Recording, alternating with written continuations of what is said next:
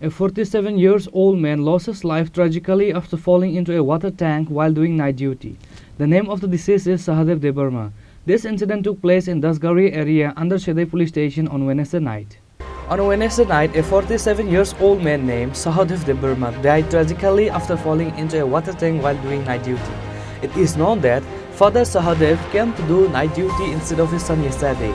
While doing night duty in ONGC Dasgari area, he suddenly fell into the water tank. He was immediately taken to Katlamaro Health Center and was referred to GV Hospital as his condition worsened. But in the end, he passed away.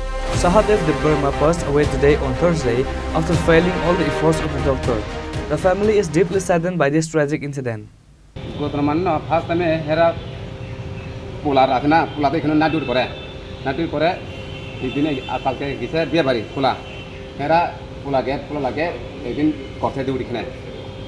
Gise bak kawan-kawan Korea gise sarta apa semua gise lu di kotan ada lu ada dujan hera bok gise bak kone bari isma hela hera ekala thake hela kimne kine gya ekala kala more pore gise tingi bete কেউ করতে পারে না কোনখানে পড়ছে tingi ভিতরে কত foot নিচে অমইব 15 foot মত জল আসলো নেই জল নাই সব tingi পাতা সঙ্গে কয়জন আসলো আরো ডিউটিত সঙ্গে আগে মোটা পাঁচজন আছে এটা পাঁচজন মতে আর আলো করে আছে তিনজন আগে থাকো দুইজন ইনে করে বাড়াবলি করে কোনখানে ট্যাঙ্কিটা এটা বাড়ি ছিল ওই কোন জায়গা এটা 10 গড়িয়া থানা সেটা ইমানপুর উনি কি ডিউটি করতো না ওনার ছেলে ডিউটি করতে গেছিল এখানে আছে কালকে একদিন তোরা পোলা গেছে বিয়া বাড়ি এনে কই এরপরে কোন হসপিটাল নিছে প্রথম হসপিটাল কাটলামারা এরপরে এখানে জি পাঠাইছে কি নাম ওনার শহরে দেখলা বয়স কত বয়স 47 কোনখানে মারা গেছে